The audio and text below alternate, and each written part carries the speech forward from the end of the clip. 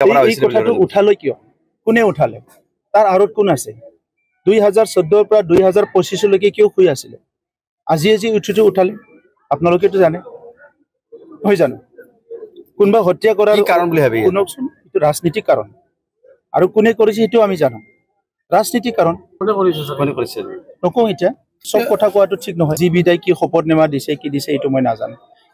এটো খসৰি পৰা ওলোৱা কোন মানুহ কিয় ওলাইছে কি কাৰণ ওলাইছে সব জানো আমি কিন্তু স্যাৰ আৰু এনেকা যদি ওলাই আৰু 10 জন মানুহ আছে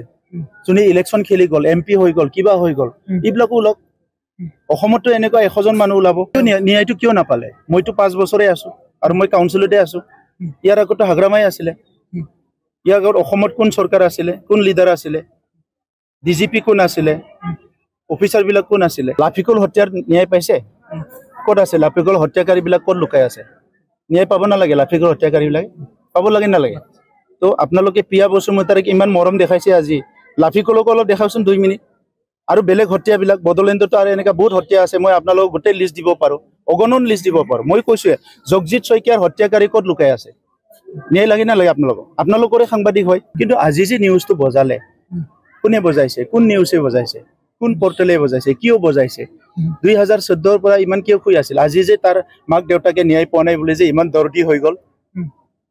কিহৰ কাৰণে কিন্তু আপুনি ন্যায় পোৱাটো বিচাৰে নে সবে ন্যায় পাব লাগিব 100% ন্যায় পাব লাগিব কোনে ন্যায় পাব না লাগে সাংবাদিক বন্ধু হয় আপোনালোকে কালি আন্দোলন আৰম্ভ কৰি দিয়ক জগজিৎ শইকীয়াৰ ন্যায় লাগে বুলি কেনে কিয় কৰা নাই আপোনালোকে কোনোবাই বনাই দিব ৰাজনীতিক টপলাটো হিতুকে থ্ৰ কৰি থাকিব এটো নহয় নিজেও অলপ জাজ কৰক সমাজখন এটা সঠিক পথত আগবাঢ়ি নিব লাগিব